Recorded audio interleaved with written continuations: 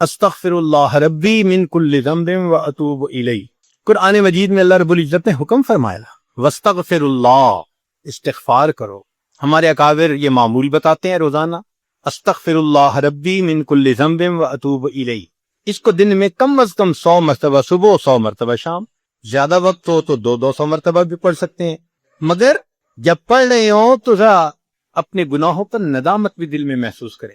یہ نہ ہو کہ زبان پہ استغفار چل رہا ہے اور دن میں گناہوں کے خیال چل رہے ہیں۔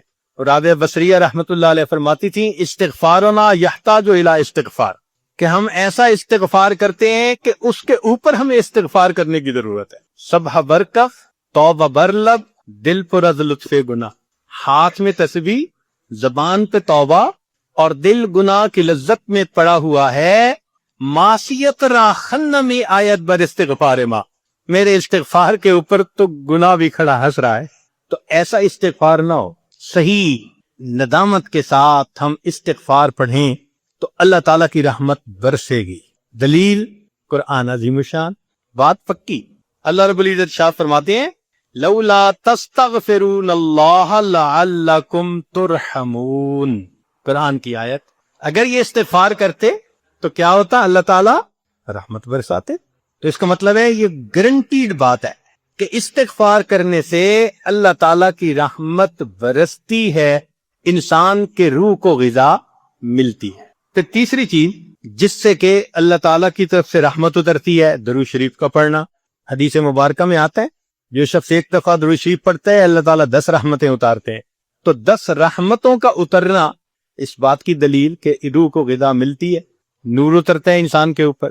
ہمارے مشائخ نے فرمایا کہ 100 مرتبہ صبح اور 100 مرتبہ شام، کم از کم اتنا تو درود شریف ضروری پڑھ لیں۔ ایک صحابی رضی اللہ عنہ پوچھتے ہیں اللہ کے نبی صلی اللہ علیہ وسلم میں کتنا درود شریف پڑھوں؟ فرمایا زیادہ پڑھ، چوتھا حصہ، زیادہ پڑھو گے تو فائدہ زیادہ۔ اللہ کے نبی صلی اللہ علیہ وسلم آدھا حصہ، بھئی زیادہ پڑھو گے تو زیادہ فائدہ۔ 3 حصے، فرمایا اور زیادہ تو 4 حصے۔ جب انہوں نے کہا کہ میں پورا وقت درود شریف پڑھنے میں لگا دوں گا، نبی اسلام نے فرمایا اذن یغفر لک ذنبک، تیرے گناہوں کو بخش دیا جائے گا اور تیرے غموں کو تیرے سر سے اتار دیا جائے گا۔ تو درود شریف کے پڑھنے سے اللہ تعالیٰ گناہوں کو معاف کرتے ہیں اور دھو دیتے ہیں۔ صدیق اکبر اللہ عنہ فرمایا کرتے تھے کہ ٹھنڈا پانی آگ کو اتنا جلدی نہیں بجھاتا جتنا جلدی درود شریف کا پڑھنا انسان کے دلوں کی ظلمت کو مٹا دیتا ہے۔ سید علی رضی اللہ عنہ فرمایا کرتے تھے کہ اگر اللہ تعالیٰ اور اس کے رسول صلی اللہ علیہ وسلم نے تسبیح، تکبیر، تحمید، تحلیل ان کے فضائل نہ بتائے ہوتے تو میں اپنا پورا وقت درود شریف کے پڑھنے میں گزار دیتا۔ تو ہم بھی درود شریف پڑھیں، کم از کم 100 مرتبہ صبح اور 1 مرتبہ شام۔ اس سے کیا ہوگا کہ دل کو غذا پہنچ جائے گی۔ چوتھی چیز اللہ کا ذکر کرنا، ذکر لسانی یا ذکر قلبی، جیسا بھی معمول ہو، ذکر کے کرنے سے اللہ تعالیٰ کی رحمت اترتی ہے۔ اور حدیث پاک سے دلیل نزلت علیہم السکینہ، ان کو رحمت ڈھانپ لیتی ہے، ملائکہ آ جاتے ہیں ان کے اوپر۔ یہاں لوگ مل بیٹھتے ہیں مختلف جگہوں سے آئے ہوئے اللہ کو یاد کرنے کے لیے۔ تو ذکر کرنے سے سکینہ کا نازل ہونا بھی اس بات کی دلیل کہ انسان کے دل کو غذا ملتی ہے۔ ذکر سے ذات کی محبت بھی پیدا ہوتی ہے، جتنا جس چیز کا تذکرہ زیادہ کریں اتنا اس سے محبت ہوتی ہے۔ تو کثرت ذکر کا حکم اس لیے کہ اس سے اللہ رب العزت کی محبت انسان کے دل میں پڑتی۔ یہ نغمہ فصل گلو لالا کا نہیں پابند، بہار ہو کے خزاں لا الہ الا اللہ۔ ہمیشہ ذکر کرنا ہے، ہر وقت کرنا ہے، موسموں کے بدلنے کا اس پہ اثر نہیں ہوتا۔ اس لیے ہمارے اکابر صبح شام کا کچھ وقت تھا جس میں تنہائی میں بیٹھ کے اللہ کا ذکر کثرت کے ساتھ کیا کرتے۔ پھر 5ویں چیز جس سے کہ انسان کے اوپر رحمت اترتی ہے وہ ہے اتباع سنت۔ جتنا ہر عمل سنت کے مطابق ہوتا جائے گا اتنا اللہ کی رحمت ہم پہ برستی جائے گی، جتنا ہر عمل سنت کے مطابق۔ اس لیے ہمارے سلسلہ یا نقشبندیہ میں بیعت ہونے کے بعد پہلا کام یہی بتاتے ہیں، ہر کام کو سنت کے مطابق کرنا ہے۔ سر کے بالوں سے لے کے پاؤں کے ناخنوں تک اپنے آپ کو سنت کے مطابق ڈھالنا ہے۔ کیوں؟ ایک تو اجر ہے، ایک قرب ہے، اللہ کی محبوبیت ملتی ہے، اور تیسرا یہ چیز انسان کے روح کی غذا بھی ہے۔ دلیل قرآن عظیم الشان میں سے ارشاد فرمایا اطیعوا اللہ والرسول لعلکم ترحمون، اللہ اور اس کے رسول کی اطاعت کرو تو کیا ہوگا؟ تمہارے اوپر رحمت برسے گی۔ تو اتباع سنت سے بھی انسان پر رحمت برستی ہے۔ پھر چھٹی چیز اہل اللہ کی صحبت اختیار کرنا۔ قرآن مجید میں تو حکم دیا گیا یا ایھا الذین آمنوا اتقوا اللہ وکونوا مع الصادقین، یہ کونوا حکم ہے، اور حدیث پاک میں بھی حکم دیا گیا۔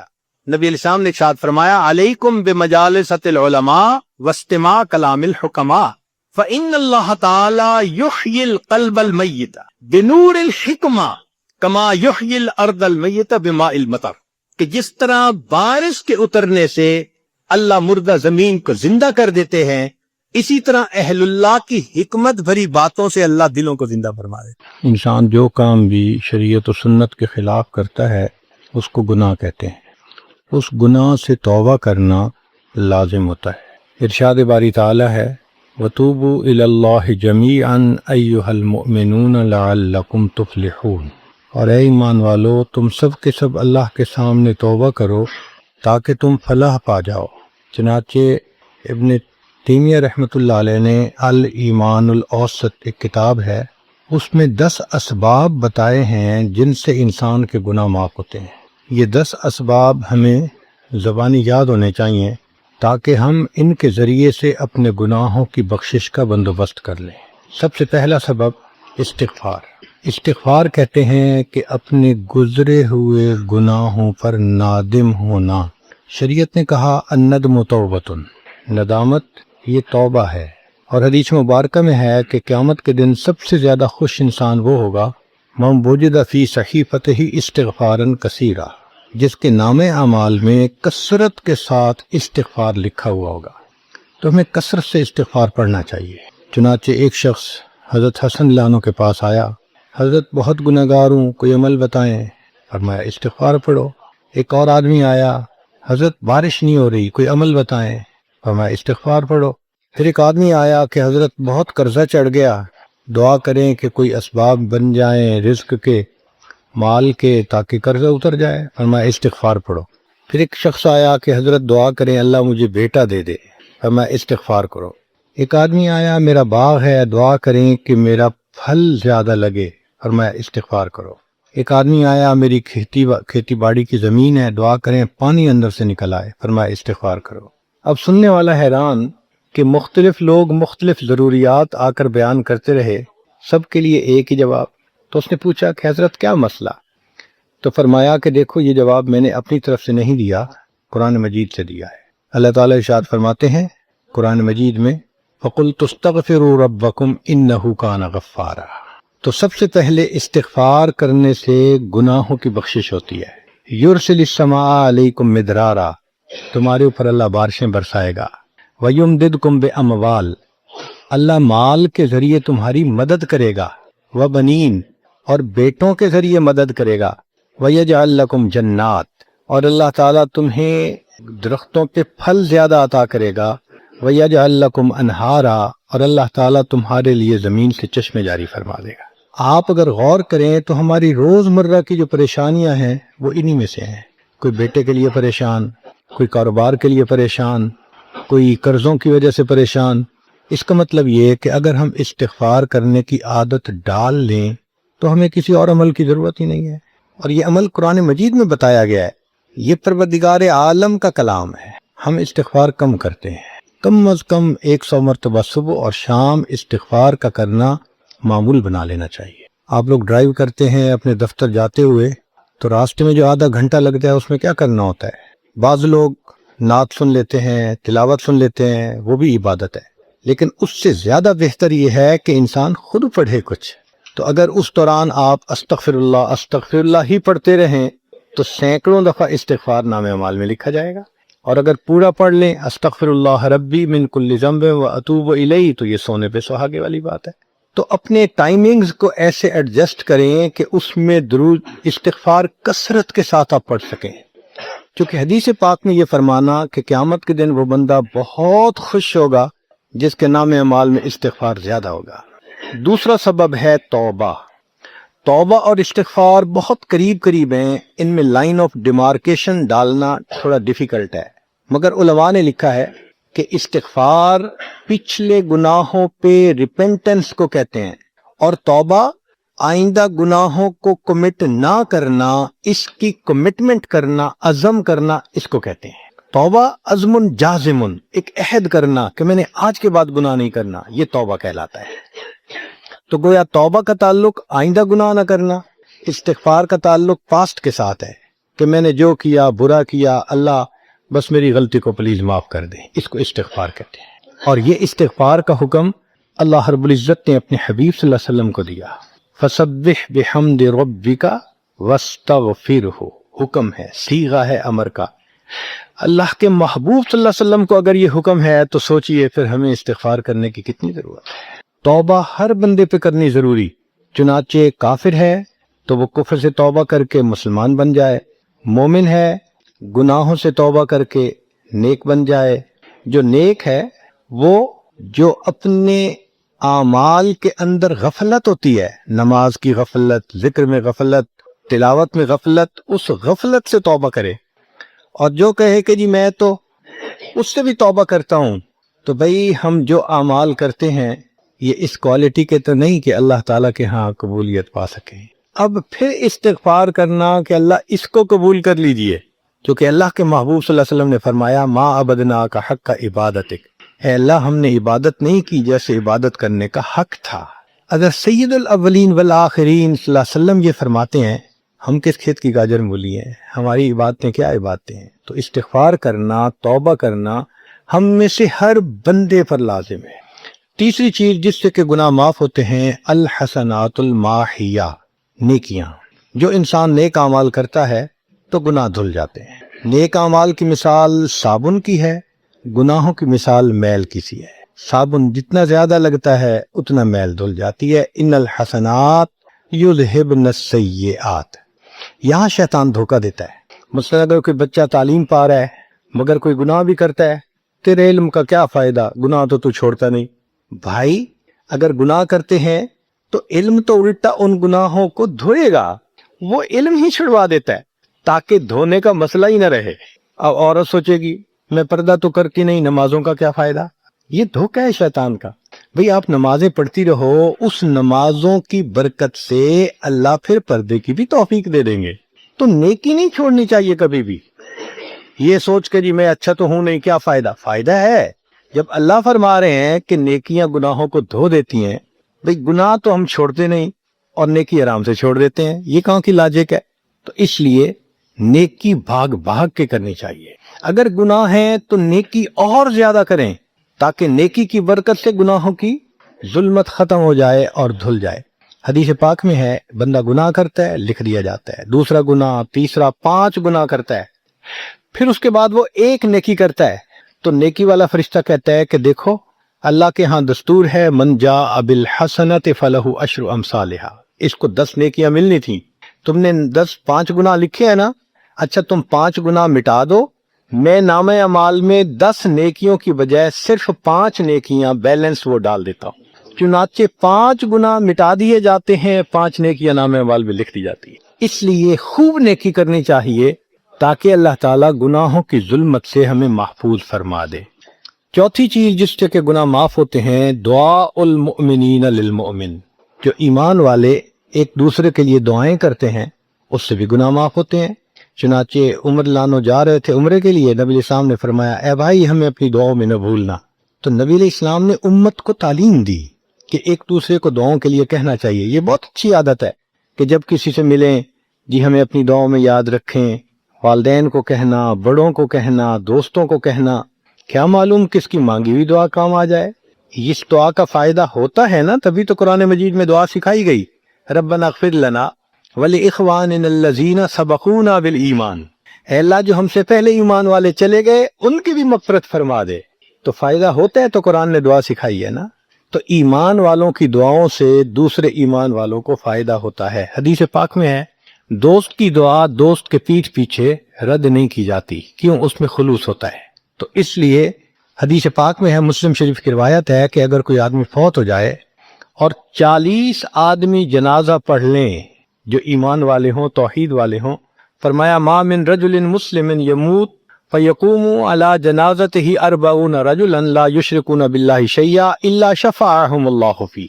اللہ 40 بندوں کی نماز جنازہ کو قبول کر کے میت کی مغفرت فرما دیتے ہیں۔ پانچواں عمل ما یعمل للمیت من اعمال البر، ہم اپنے فوت شدہ لوگوں کے لیے جو نفل کے کوئی نیک کام کرتے ہیں اس سے بھی ان کے گناہ معاف ہوتے ہیں۔ مثلا صدقہ کر دیا، قرآن پاک پڑھا، ان کو بخش دیا، ان کی طرف سے عمرہ کیا، حج کیا، ان نفلی اعمال کا ثواب ان کو ملتا ہے، اس کی وجہ سے ان کے گناہوں کو معاف کر دیا جاتا ہے۔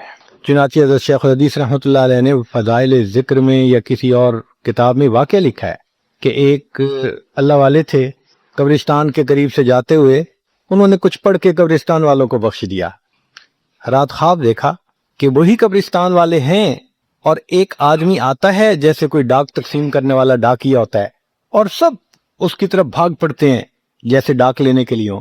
ایک بندہ پیچھے آرام سے بیٹھا ہوتا ہے، وہ پوچھتا ہے کیا معاملہ؟ وہ کہتا ہے کہ یہ فرشتہ آیا ہے، روزانہ کی جو ڈاک آئی ہے نا نیکیوں کی، جو اولاد نے، رشتہ داروں نے، دوستوں نے کیے، لہٰذا وہ اعمال نیکیاں ملتی ہیں تو یہ سب لوگ جاتے ہیں کہ نیکیاں ملیں گی، ہمارا درجہ بڑھے گا۔ اس نے کہا کہ آپ کو ضرورت نہیں ہے؟ کہنے لگا ہاں میں لے لوں گا، مگر میرا ایک بیٹا ہے جسے میں نے قرآن پاک کا حافظ بنایا، اس کی دکان ہے، وہ سارا دن دکان پہ بیٹھا رہتا ہے اور ساتھ ساتھ قرآن پڑھتا رہتا ہے، تو مجھے اتنی نیکیاں مل جاتی ہیں کہ میں بعد میں لے لوں گا۔ اس نے کہا بیٹا کہاں؟ اس نے کہا فلاں جگہ دکان ہے۔ وہ اللہ والے جب وہاں گئے اگلے دن تو دیکھا کہ ایک نوجوان ہے اور وہ بیٹھا ہوا ہے، گاہک آتا ہے تو اس کو سودا بیچ دیتا ہے، جب گاہک کوئی نہیں ہوتا تو وہ قرآن پڑھنا شروع کر دیتا ہے۔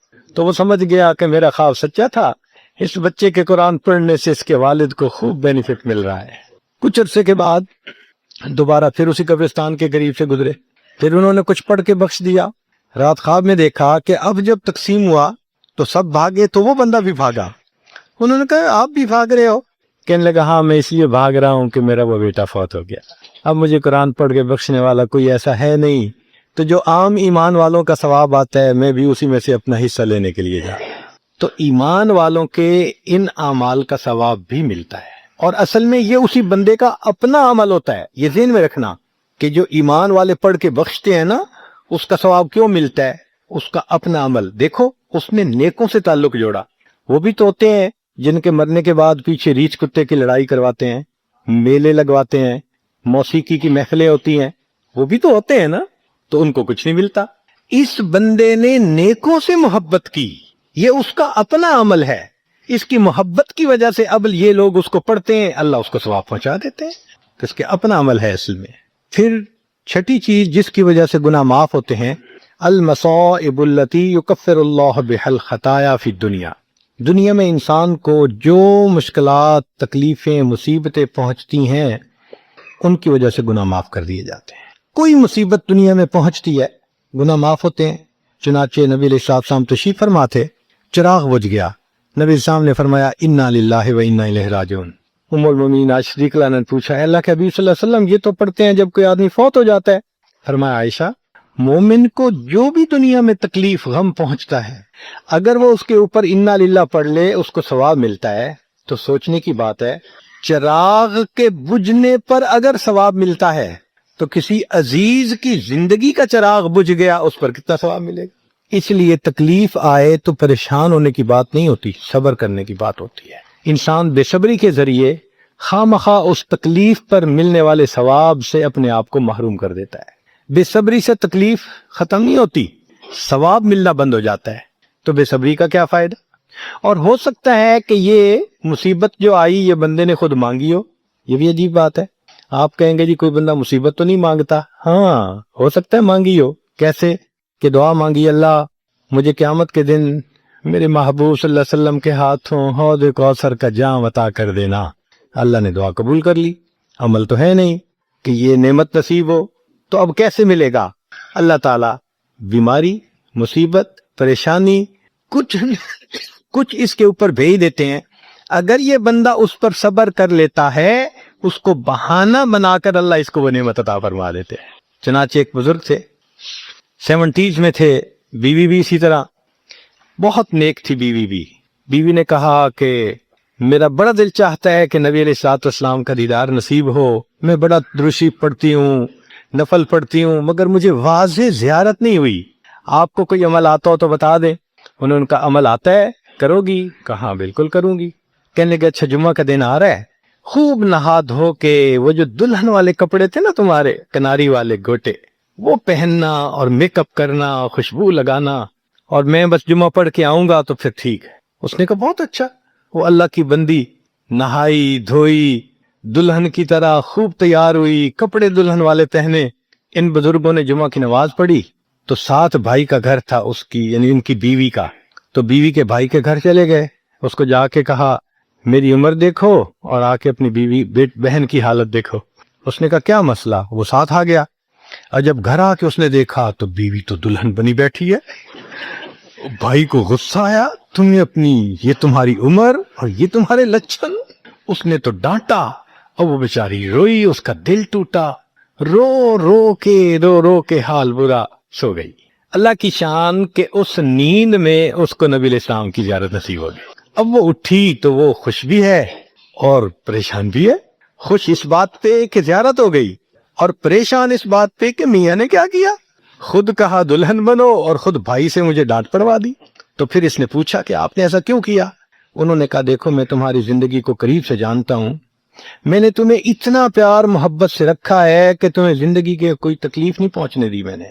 تم نے عبادت کی انتہا کی ہے، مگر کچھ نعمتیں ہوتی ہیں جو دل ٹوٹنے پہ ملتی ہیں، تو تمہارا تو کبھی دل ٹوٹا نہیں، تو میں نے ایک بہانہ بنایا کہ تمہیں کہا دلہن بنو، بھائی کو شکایت لگا دی، اس نے ڈانٹ پلا دی، تمہارا دل ٹوٹا، اللہ کو رحم آ گیا، اللہ تعالیٰ ٹوٹے دلوں پر رحم فرما دیتے ہیں۔ تو ممکن ہے کہ یہ مصیبت، یہ پریشانی اللہ کی طرف سے ہمارے لیے انعام کا سبب بن کے آئی ہو۔ اس لیے ہمارے بزرگوں نے کہا سکھ دکھاں تو دیواں وار، کہ میں سکھوں کو دکھوں پہ قربان کر دوں، سکھ دکھاں تو دیواں وار، دکھا آن ملائم یار، کہ دکھوں نے مجھے میرے یار سے ملا دیا۔ اللہ کو بڑا ترس آتا ہے اس بندے پر جس پر کوئی مصیبت آتی ہے، پریشانی آتی ہے۔ پھر ساتویں چیز جس سے کہ گناہ معاف ہوتے ہیں، ما یحصل فی القبر من الفتنۃ والزغطۃ والروع، قبر کے اندر انسان جب جائے گا تو اس کو وہاں پر ضغط قبر پیش آئے گا، قبر دباتی ہے، اس قبر کے دبانے سے بھی گناہ معاف ہوتے ہیں، اور یہ ضغط قبر ہر کسی کو پیش آئے گا۔ سعد لانو ایک صحابی ہیں، نبی علیہ السلام نے ان کا جنازہ پڑھایا اور اللہ کے محبوب صلی اللہ علیہ وسلم پنجوں کے بل چلنے لگے، تو صحابی نے پوچھا اے اللہ کے حبیب صلی اللہ علیہ وسلم آپ ایسے چل رہے ہیں؟ فرمایا سعد کی نماز جنازہ میں شرکت کے لیے اتنے فرشتے آسمان سے اتر آئے، مجھے پاؤں رکھنے کی جگہ نہیں مل رہی۔ یہ پھر حدیث پاک میں آتا ہے کہ نبی علیہ السلام نے فرمایا سعد کی وفات پر اللہ کا عرش بھی 3 دن تک روتا رہا۔ جن کی وفات پہ اللہ کا عرش روئے، اللہ کے فرشتے جنازے میں اترے، کیسے اللہ کے مقبول بندے ہوں گے؟ پھر نبی علیہ السلام نے فرمایا سعد کو بھی ضغط قبر پیش آیا۔ تو اس کا مطلب یہ کہ یہ ضغط قبر تو پیش آنا ہی ہے، ہر کسی کو آنا ہے، کوئی بھی ہو۔ اب یہ عجیب سی بات ہے، مگر اس کو سمجھیں کہ کیوں پیش آنا ہے۔ آپ اگر کسی ریسٹورنٹ پہ جائیں اور جا کے سویٹ ڈش کھائیں یا کباب کھائیں تو بل پے کرنا پڑتا ہے نا، گروسری سٹور سے جا کے کوئی چیز لائیں بل پے کرنا پڑتا ہے نا، ہر چیز کا بل ہوتا ہے نا۔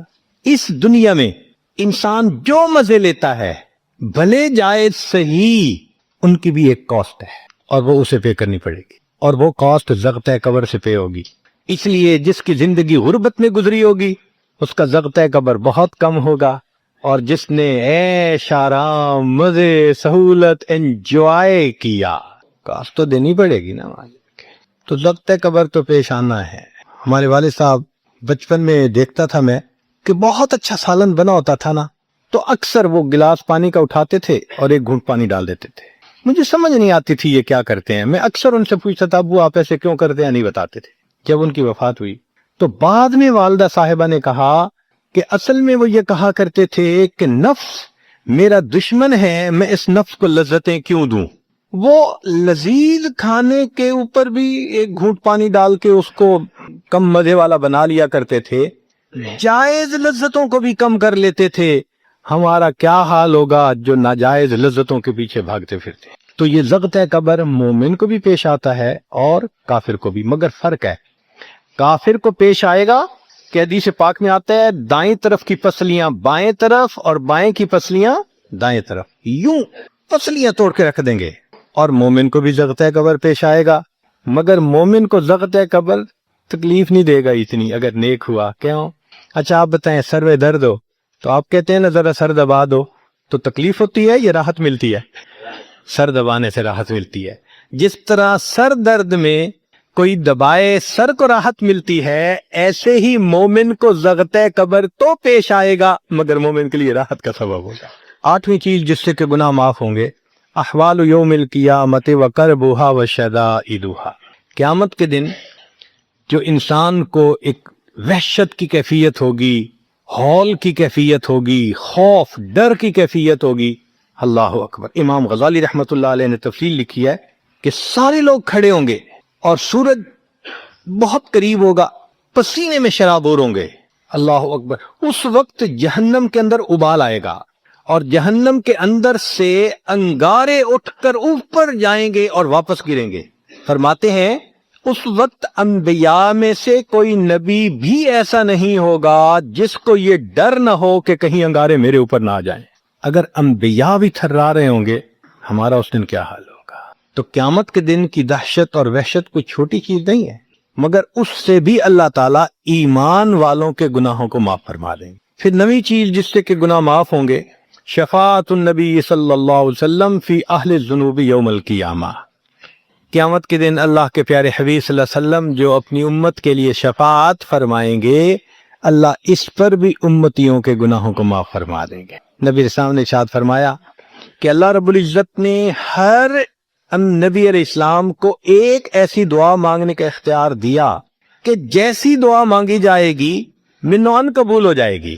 تو انبیاء نے دعائیں مانگی، تو صحابی نے پوچھا اے اللہ کے حبیب صلی اللہ علیہ وسلم آپ کو بھی اختیار دیا گیا؟ فرمایا مجھے بھی اختیار دیا گیا۔ اے اللہ کے حبیب صلی اللہ علیہ وسلم آپ نے کیا دعا مانگی؟ فرمایا میں نے کوئی دعا نہیں مانگی، میں نے اس کو ذخیرہ رکھ لیا، قیامت کے دن جب میری گنہگار امت کا حساب ہوگا اس وقت میں وہ دعا مانگوں گا، امت کو لے کے جنت میں جاؤں گا۔ اللہ کے محبوب صلی اللہ علیہ وسلم کو امت سے کتنا پیار تھا۔ کوئی ماں اولاد کے لیے 23 سال نہیں روتی، جوان بیٹا فوت ہو 2-4 مہینے رو کے پھر نارمل لائف ہو جاتی ہے۔ کوئی باپ اولاد کے لیے 23 سال نہیں روتا، اللہ کے پیارے حبیب صلی اللہ علیہ وسلم امت کے لیے 23 سال آنسو بہاتے، رب امتی رب امتی رب امتی دعا مانگتے تھے، لمبے سجدے۔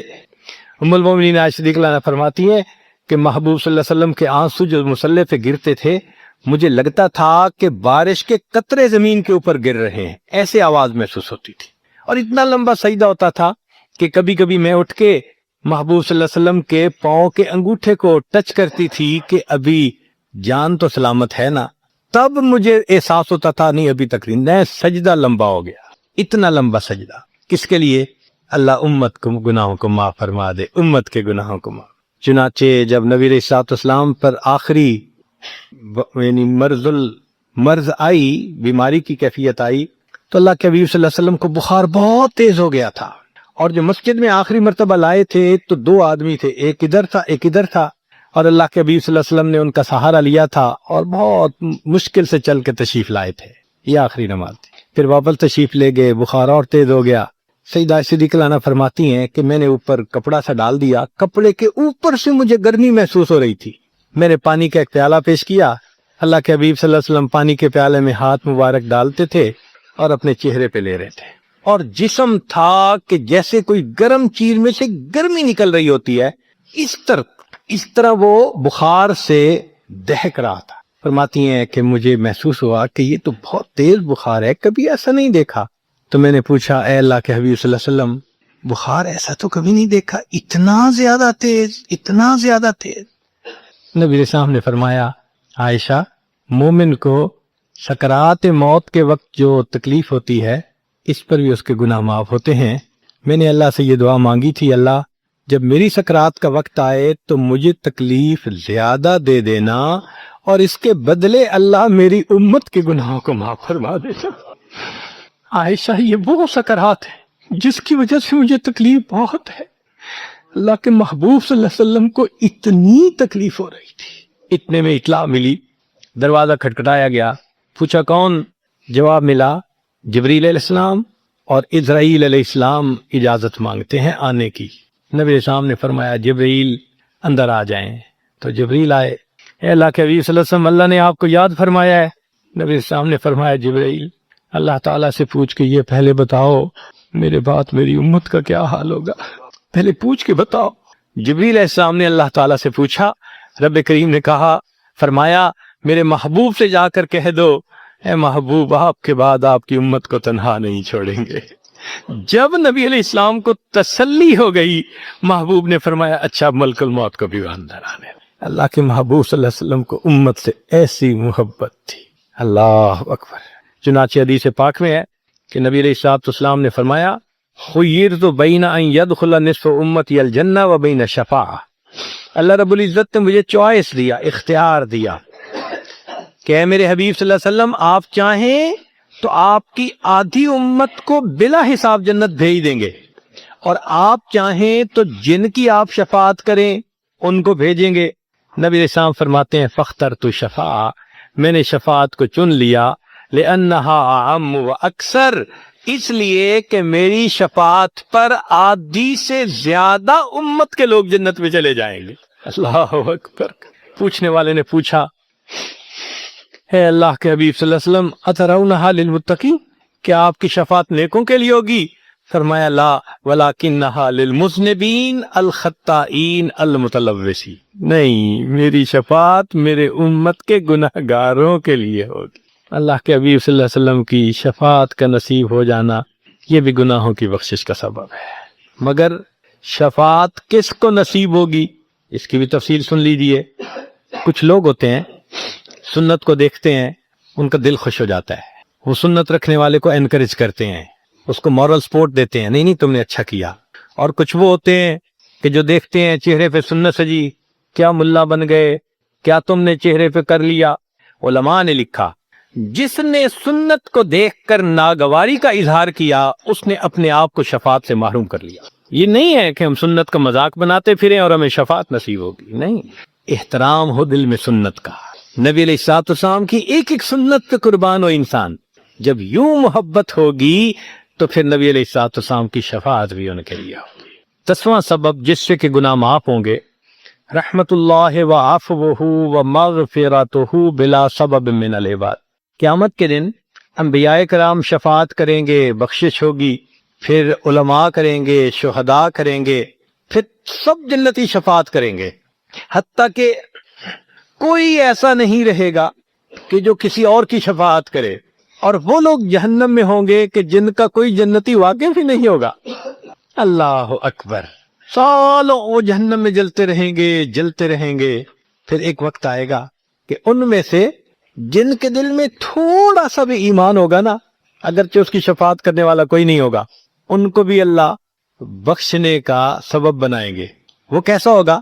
حدیث پاک میں آتا ہے کہ یہ جو ایمان والے ہوں گے نا، ان کے اور کافروں اور مشرکین کے درمیان جو دیوار تھی نا آگ کی، اس کو ذرا ٹرانسپیرنٹ اللہ بنائیں گے، تو مشرکین دیکھیں گے اور کہیں گے ہم تو جل ہی رہے تھے، تم تو کلمہ پڑھتے تھے، تم بھی یہاں جل رہے ہو۔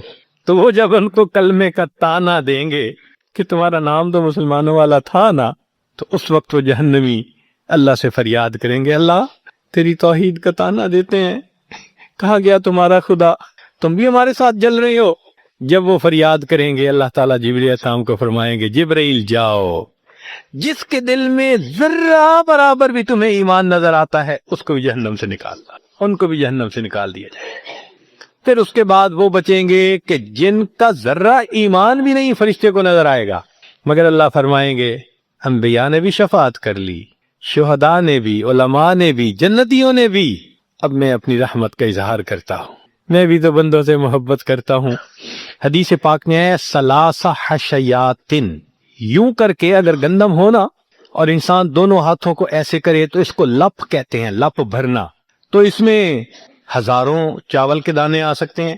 سوچئے اللہ رب العزت لپ بھریں گے تو وہ کتنی بڑی ہوگی، کھربوں لوگ ہوں گے، ایک لپ کو بھر کے نکالا جائے گا، پھر دوسری کو نکالا جائے گا، پھر تیسری لپ بھر کے نکالیں گے، پھر ایک حوض ہوگا، کہا جائے گا جہنمی کو اغتسل فی ھذا الغدیر، اس حوض کے اندر تم جاؤ غسل کرو۔ جب وہ غسل کریں گے بالکل ان کے جسم صحیح سلامت ہو جائیں گے، پھر اللہ تعالیٰ ان کو جنت عطا فرمائیں گے، مگر ان کے ماتھے پر لکھا ہوا ہوگا اتقاء الرحمن، کہ رحمان نے اپنی رحمت سے ان کو رعایتی پاس کر دیا، وہ جنت میں جائیں گے۔ اب جو جنت میں جائیں گے تو جنتی لوگ ان کے ساتھ ملیں گے، خوش ہوں گے، مگر کہیں کہیں کوئی ان کو کہے گا ہم تو اللہ کے فضل سے سیدھا آ گئے، تم تو آیا فلاں جگہ سے آئے ہو نا، رعایتی پاس ہو۔ اب جب ان کو رعایتی پاس کا تانا ملے گا تو ان کو عجیب لگے گا، پھر ایک وقت آئے گا کہ یہ سب اتقاء الرحمن اللہ کے سامنے فریاد کریں گے، اللہ آپ نے اپنی رحمت سے جہنم سے نکال دیا، جنت بھیج دیا، یہ جو مہر ایک لگا دی یہ بھی تو اتار دیجئے نا۔ تو اللہ تعالیٰ ان کی مہر کو ختم فرمائیں گے اور یہ جنت میں رہنے لگ جائیں گے۔ امام غزالی رحمت اللہ علیہ اس واقعے کو نقل کرنے کے بعد لکھتے ہیں، میرا کوئی عمل ایسا تو نہیں کہ میں امید کروں کہ میں جنت چلا جاؤں گا، کاش اللہ مجھے انو تقاء الرحمن